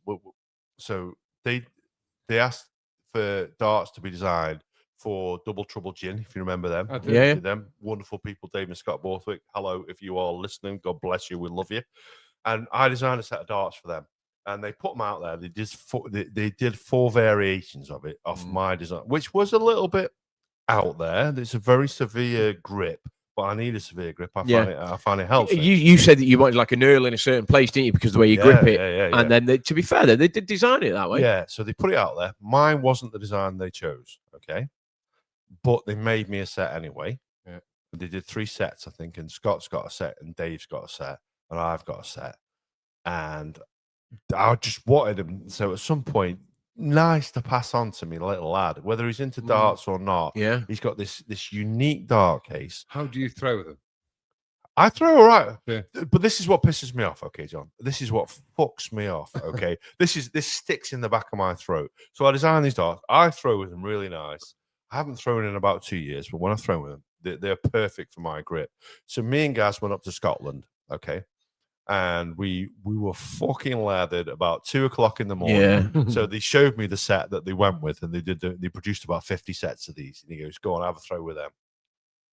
Treble 20. Treble 20, treble 20. No. Fuck off. Yeah, I remember it. No. I remember it. Yeah. So frustrated because I wanted to hate him. I wanted Yeah. mine Yeah, to yeah. be better. But yeah, I hit a fucking 180 with him on the one throw when I was But- absolutely legless. at But the it's time. weird because, like, I threw them, and the darts obviously that Adam throws, I just can't throw with because they sit so flat. So I'm more of a traditional and sort of darts entry sort of loop where, and I think you probably are from memory, is that they sort of go in like that, whereas when Ad throws them, they sit very flat or almost like down, like a bit like Taylor something, or quite flat. Just like Phil Taylor. mate. Just like, but I still maintain, and The silhouette. Phil, if you're listening, I honestly, like you need to come out and admit this. I think back in the day, Phil Taylor picked up a set of darts that were too long for him, Too long and they flicked. and they'd sat flat. Yeah. And then he threw another one, and they sat flat, and then he worked with it, and then all of a sudden this reverse stacker, under stacker thing happened. And don't get me wrong, Sid Waddell, who's an absolute legend, and God rest his soul, and all of that. But I genuinely think Taylor's picked up a set of darts thinking they're going to go in like, I don't know, like Lazarenko or John Lowe or whatever, and they're going to go like this and sit in, point down, flight up. And they're too long. And he's thrown them, and they've gone flat. And he's like, oh, they don't stick in, right? And then he's kept with it. Yeah. So, Phil, if you're listening, come on, mate, come Right. clean. It worked out okay for him in the end. Yeah, I think he's done all right. Yeah, I don't think he regrets his choice. You'd move your hand back a little bit. Correct. So Yeah, yeah. If you're Yeah. doing that, you go, oh, just move my hand back. a Yeah, little bit correct. Yeah, further. and then obviously Yeah. he went. Did he go unicorn at one point? And then he got him in a bloody wind tunnel, and they did literally. He got him to throw a dart, and they did all this analysis of where the wind was going, and all. Honestly, like they spent a truckload of money on him, Are you understandably. excited to see Adrian Lewis? Yeah, I he's am. doing all right, isn't he? So Yeah. glad- No, I am so glad. Adrian Lewis for darts is brilliant. If He's a you- great player, but I don't like him. If you ever look up like things like, on YouTube, and most controversial moments or bust ups on the hockey, Yeah. things like that, he's in half of them. Google He's- darts he's player brilliant. prick. Yeah, well, no, I love him though. I do. I think he's he's been in the darting doldrums for a while. Great player though. But fantastic. on his day, Yeah. He's like fucking the most amazing to watch. natural throw. And look, talking about darts, I've got to give a bit of a shout out to Ian White. He signed for our Super League darts team. So on a Thursday, so Ian Diamond White, ex-wheel number, whatever he was, 6 or 8 or whatever he got to. Imagine that walking in, Ian Diamond White and James Wade on the same team. Now, wouldn't that, yeah, mate? I'm absolutely like a country mile away from any of those. Like my darts at the moment are going really badly. It's amazing though. I mean, if you've been following like recently the darts, it's the standard at the minute, and Outrageous, wow. like And some of the players outrageous. that are coming through that a few years ago you've not heard of, or they've came from Modus and you've seen them playing like on Modus darts and things. The standard at the minute is absolutely unbelievable. Well, there's like old Danny Ayres. Danny, if you're listening, like fair play to you. He won the Modus, I think, and he was averaging like high 90s, and he won it. But there's guys on there that are averaging like way over 100. And I remember it was the guy called like Vessel Neiman, who, if you're following the darts world, you'll know him, but he's not like a big household name. He scores absolute for fun. Jan van Veen, absolute scores for fun. Adrian Mole, yeah. Ridiculous. And these numbers are like 105, What's 106, the guy that 107. looks like a pirate, the one who's actually got the double loop. What's that dude? He's a Dutch one. He's got the double I know who you double mean. loop gold earrings. No, who's that, dude? Oh, come on. I mean, Danny Noppert? Yeah, but he's got no. He's got the big loops, the bit that look like Pat Butcher from. No, they do. Honestly, No, they do. no, we're on about Pet Shop Boys. That really does date our audience back, doesn't it? Do you know what he is? He's DVD. What's that one? Dirk van Dijvenbode. Yeah. Oh, Has he got two loops? yeah. Yeah, Dirk, that, right. It's a funny story about. Aubergine man. Yeah, the aubergine man. So Dirk van Yeah. Dijvenbode. This is going back probably maybe 2 years, 3 years, give or take. It might be long. It could be 10 years. I can't remember. But I tweeted something out and I bet on him, and he was like something like it might have been like 2-0 down, first to 4 or something or whatever. And it's I'm sure it's the World Championships, and I bet on him in play to win. And he started scoring mint, and he went on to win. So I retweeted my bet slip, like say, "Oh, thanks at Aubergine man." That's not his handle, by the way, but thanks at Dirk Something like that, though, Van Dijvenbode, whatever.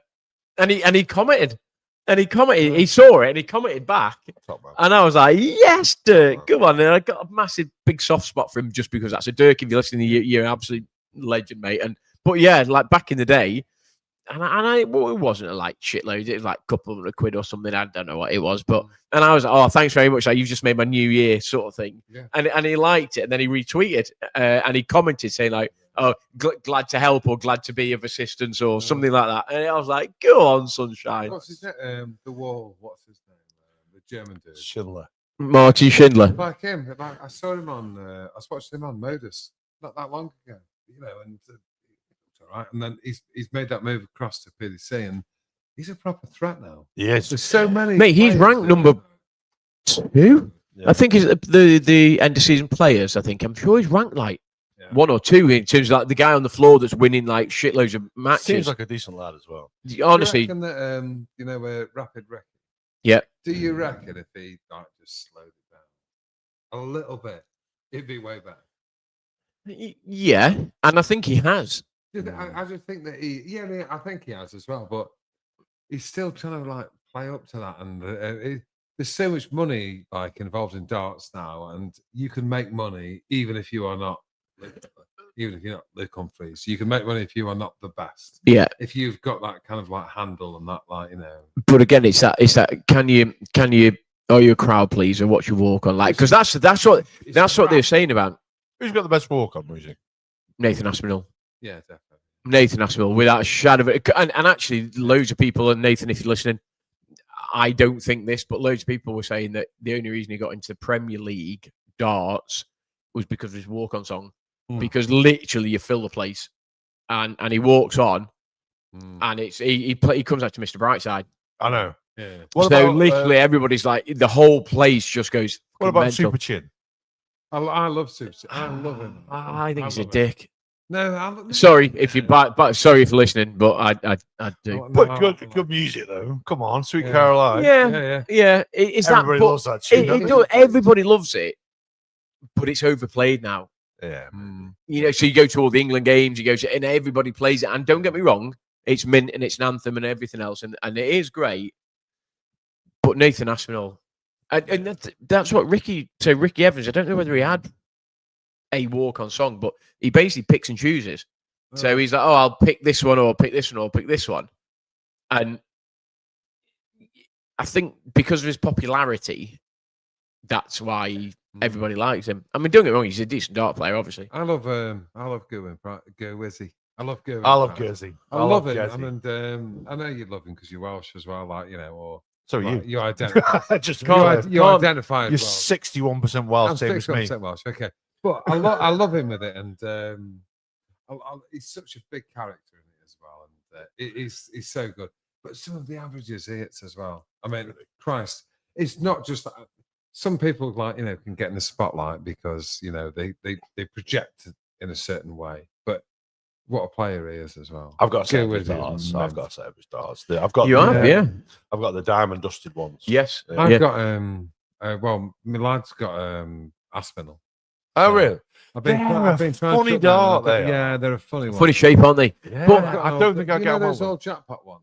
You gave some old jackpot ones. yeah, to I did, the yeah. lads. I switched from some that were made at Radway Green Ammunition Factory. So there were some that were made there, and one of them weighs 29 point something. The lowest reading does, and then I think it's like 31.6 is the heaviest stuff. So I used to chuck with those, and but they're fat barrels. They are fat barrels, and Wheeler's dad had them made at, Yeah. up at the factory. So I then switched to those ones that you gave to Ben that he did not like at all. Mm. No, he did to start with, and then he didn't like them, so then he switched and he bought the Aspinalls, which I can't chuck. And I'm now chucking jackpots ones. Yeah. And it's psychological because it's so weird with darts. I kind of figure that it's so much easier to fit those jackpot ones and to get 3 in the trebles. Yes. Because they're thin and they're slim, and, you know, and if you follow, okay. The ones that I've got that were Wheeler's dad had made at Radway, they suit me so much better. They've got that like a little nub thing at the end, and I can get the finger right the way and hold the point. And they suit me so much better, but they're so much bigger. Mm. Yeah. It's that psychological. I mean, How are you going to get 3 in the treble? Yeah, you could get maybe 5 in the trebles. Where with the jackpots, you could probably get 9 in the trebles. Well, when you said, like, you know, can you get a set of darts to give to Ben? And I said, well, you know, yeah, of course I can. And I picked those particularly because I love those darts. Yeah, and they cracking fly shot. so nice. Yeah. And when I throw them, they land, like I says, because of my filter light throw, they land Yeah. perfectly straight. But I Yeah. picked them because I did the Guinness World Record with them, and I thought I'd love my Yeah. nephew to have them. I've loved them. Yeah. Yeah. But don't Yeah. you think that, because we were talking about the Super League last night, like the price for darts is just Fucking ridiculous. You seen the- outrageous. I want a set of the Olympics. Like outrageous. Love a set of Like, the 'cause Olympics. I actually mentioned, and it's a 24-hour theory, because I mentioned Gooing prices, and I was like, the shark tooth design, I love that. I bet it's dead grippy. But then they come sprinkled with diamond dust. Fuck off. Oh, yeah. Like, is that worth 100 quid or whatever? Like, you know, you're like, really? Behave yourself. I though that I found mad the other day was Bo Greaves beat Lou Littler. Yeah. Yeah. See, do you know what she averaged? Do She is you know what she averaged? 106. Yeah. Luke Littler averaged Fucking 104. believe it. She averaged She 106 is- and beat she is 6'5. absolutely amazing. I mean that She is shit house. Fallon, amazing as well. Love, yeah, I love Fallon. Yeah. It's one of those sports, isn't it? That still the men will always have the advantage. Still, even in darts. Shouldn't do though. There's Shouldn't do, though. There's no No, biological no, reason. There's No, no no, physiological or physical because- reason why. Yeah, because Why? Because men have got better spatials than women. No. I don't know. I don't know Contentious. what we're in. Hold on. Oh, I was going to say, that didn't take him long. Oh, that's not even contentious. I reckon now, if you ask Grok or ChatGPT, he'd agree with that. As Boris No, Johnson. look, yeah, look. To me, there's absolutely no reason why it's a physical. Sorry, it's a skill-based sport, Yeah. and it is a sport. I don't care. Anybody tells me Yeah. it's recognised by Sport England as a sport. Yeah. It's a skill-based sport. It's a bit like, I would argue, like shooting or archery. There's no Yeah. reason why It's a skill. Okay, so shooting, archery. Who do you reckon is the best in the world, men or women? Well, probably Guaranteed, men. man. Pool would be another one. You'd say, oh, there's no reason why women shouldn't. No, be no, good. and they There is, and is there that is, because they've got better spatial. And it's I didn't say that as something controversial. They do. sounded like it? No, well, no, it's only. But so it only where's Bo sounds Greaves like come from because then? of that, eh? So Bo Greaves, that averages Oh, 106 she's beats. special. You know, She's special. She is next She is level. absolutely She special. is next level. Because I mean, you got Fallon, who again was amazing, and what did she average? Like early 90s, so she like got 90. first time, didn't she? No, Televised women. yes, Yeah, yeah, she- televised women, yeah. Yeah, No, she's she's very, amazing, very good. yeah. She's Yeah, yeah. Very, Absolutely very good. fantastic. But there's so many blokes that will beat her regularly. Where okay, you know, Luke Littler has lost to her. Mm. You know, I think if Luke Littler plays Bo Greaves 10 times, Littler probably beats her 8-2, easy. Yeah. give or take. Yeah, I'd She agree. is so good. She is amazing, and it's great that she's going to be at the Ali Pali this year, and she's Yeah. basically and it's a shit rule that she can't play in the women's and the men's, Mm. because I think that's a shit rule. I think it is a shit. But you know, she's chosen to play in the men's world championship this year, and actually, you know, if she averages mid to high 90s, she could go quite deep into that. One thing Quite we deep. saw with Fallon Sherrick as well, though, is you get the crowd behind them. The Yes, crowd, yeah. They want to see it do well. They And I think the crowd will want to see Bo Greaves do well. Oh, amen. Well, Yeah. of course it would. I Yeah, think yeah, they of want course, to yeah. see her win She's round better. one, win She's a round two, better because player. Fallon Sherrick's won the first round. Mm. Has Yeah, she ever won the second round? She got past Super Ted. She got back Mensah, didn't she? Was that the Sure same did. year though? Yeah, same year. That was. She got past those two guys, and those two decent players. Yeah, well, Mensah. I mean, I know he's struggling now a bit, but Mensah back Difficult then to was. watch, but yeah, he's a good player. Well, bearing in mind that you know that you two are regular on this podcast, I'm not, so I can jot this in. What about is it Nolan? What's her name? Yeah, I know. In Lowland, So, the Dutch Yeah, so lady. Yeah, But there's a little bit of controversy surrounding Yeah. it because, but I mean, is insert pronoun as good as he or she is because he or she was originally male or not? I mean, Don't because, know. I don't well, think so. she's entered the women's sport and she's doing, and I'm calling her she, so you Yeah, know, yeah, yeah. respecting that way. So she is doing incredibly well. Yeah, Incredibly well, and she's very good. And what's the name? Not Dietmar, what's the name? Timar. Yeah, Dieter Hedman. did you have him? Dietmar, Yeah. Is he Yeah. American? No, South African. I was going to say Diddy Harmon, but he played for Liverpool. I mean, Yeah, she- Dieter Hedman, She's yeah. refused, hasn't she? Recently, she's dropped out of a couple of tournaments because she's refused to play against them. Right. Oh, I don't know. I mean, Dieter Hedman is an absolute legend of darts and legend of female darts, and you know, absolute pioneer. I didn't know she sort of refused to play. Yeah, I'd seen But that. again, like, why? There Why must be should something they? there. Yeah, there must be, because why?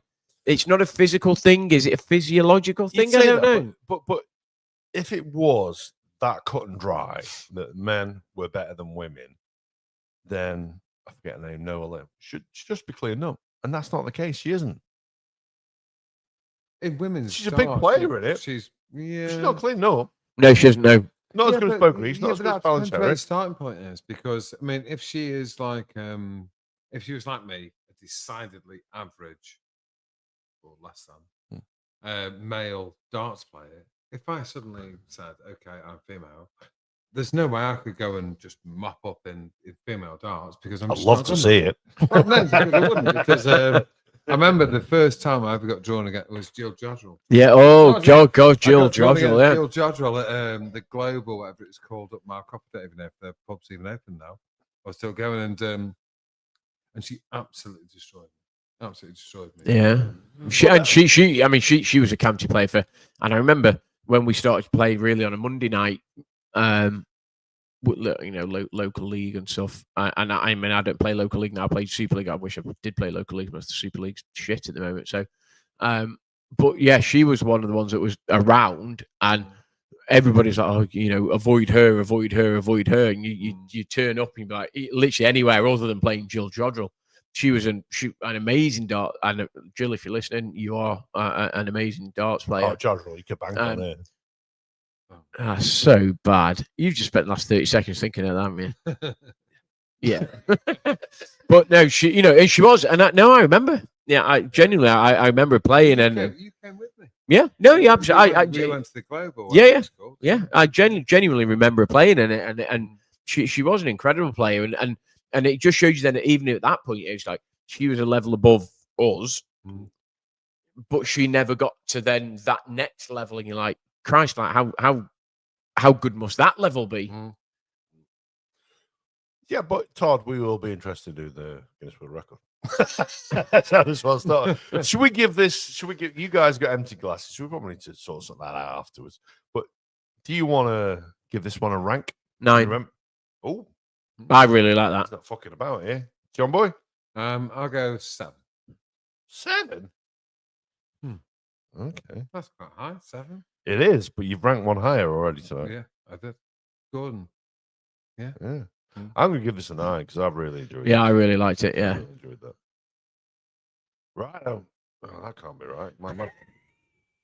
Is that right? No, That's fucking right. that isn't.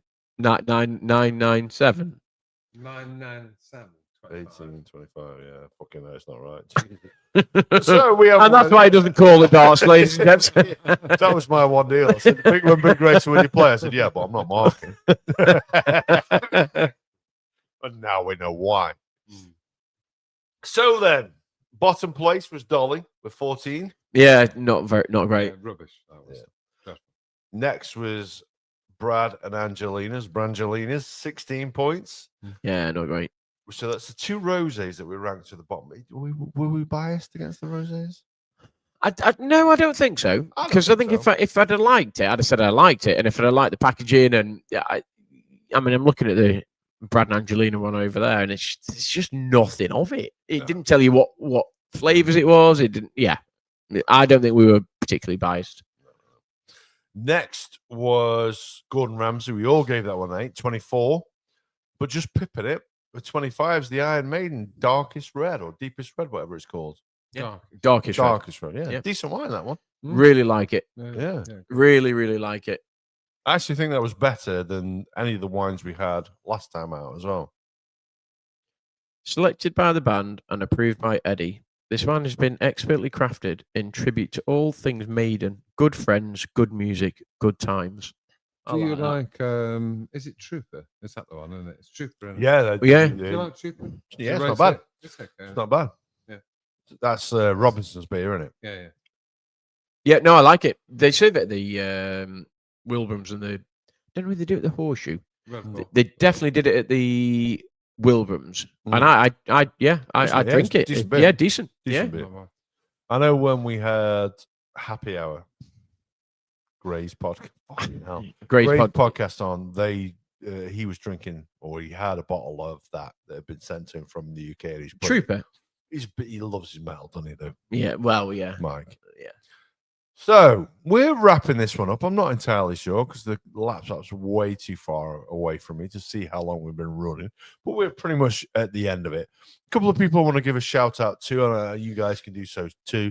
Hopper Daly from the Final Trace podcast. Been chatting to him recently. He's doing a little bit of output over Christmas. You want to keep an eye out for. Right, Okay. nice. I'm not going to say too much about it. I don't want to spoil it because this episode drops just before Christmas.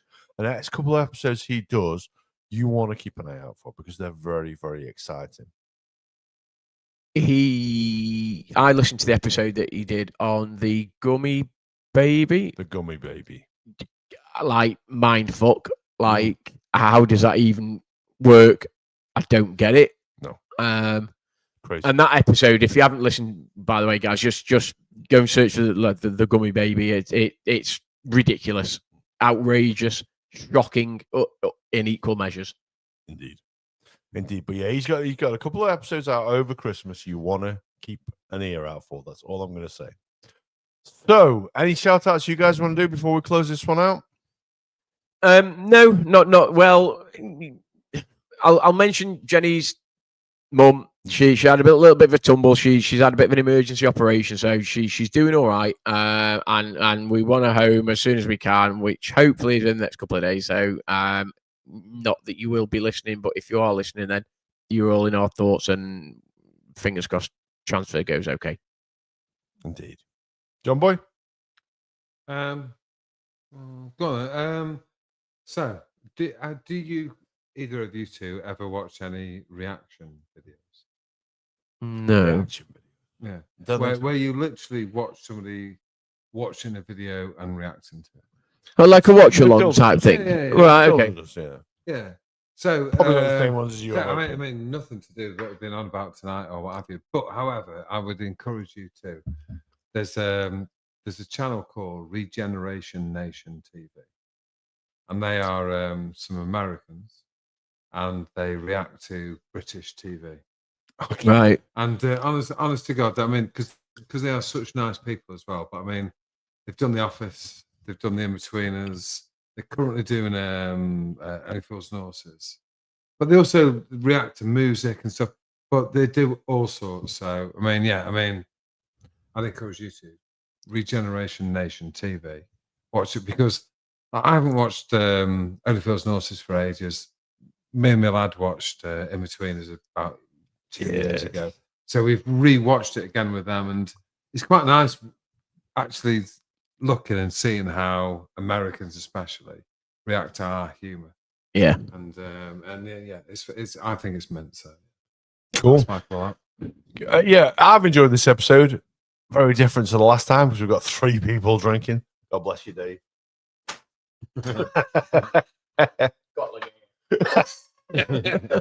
Gas, I'm going to sneak over there and press the buttons. I'm going to leave it to you to close this one out. Yeah, look, been a great episode. Like I say, enjoy sort of drinking and chatting shit with a couple of good mates. So I think all that's left for me to say is until the next time when we will be talking about something completely different. Friends around the mic, kicking back, alright. Day turns into night, podcast in the spotlight. Sipping on that brew, it's on